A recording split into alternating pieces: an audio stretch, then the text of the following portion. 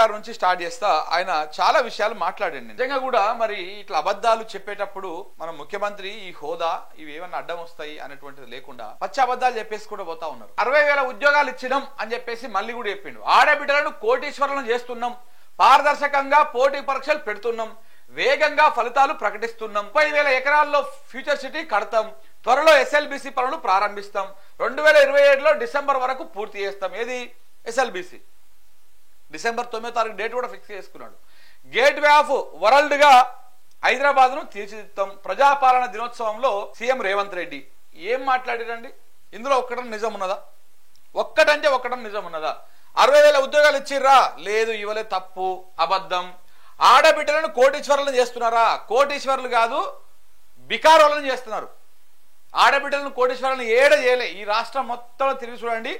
ఆ V6 వెలుగు అనేటువంటి పత్రికకు ఆ ఛానల్కు మాత్రమే ఆడనో ఏడనో ఒకరు కనపడంగానే మొత్తం తెలంగాణలో ఉన్నటువంటి ఆడబిడ్డలు అందరూ కోటీశ్వరులు అయిపోయినట్టుగా వాడేదో వడ్డీ వార్చడం వార్తలు, దాన్ని రేవంత్ రెడ్డి గారు ఇట్లా బహిరంగ వేదికల మీద ప్రసంగాలు చేయడం.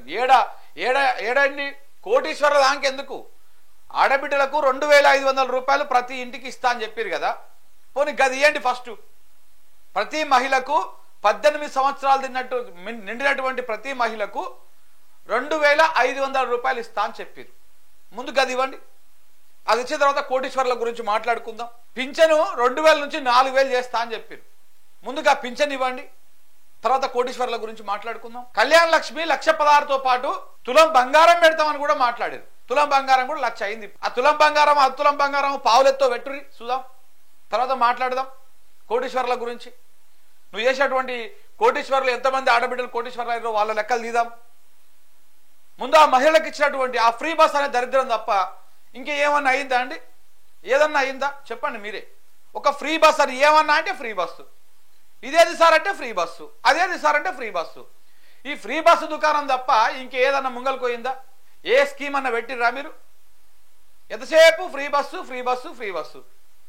నా పింఛను పోయింది, 2,500 పోయింది, ఆ తులం బంగారం పోయింది, అన్ని పోయినాయి గాలికి. ఒక ఫ్రీ బస్ చూపించేసి మిగతా అన్ని నెట్టుకుంటూ దొలుపుకుంటూ వస్తా ఉన్నారు.